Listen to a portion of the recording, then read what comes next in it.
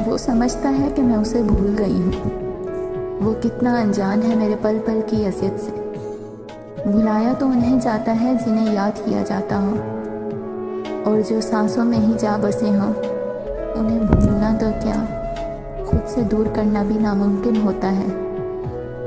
बस इंसान उस शख्स की खुशी के लिए उसे भूलने की अदाकारी करना सीख लेता है, ताकि वो अपनी नई ज़िंदगी का आगाज़ कर सके, इस यकीन और पुरसुकून के साथ कि जिन्हें हमने चाहा था वो शख्स था ही बेवफा।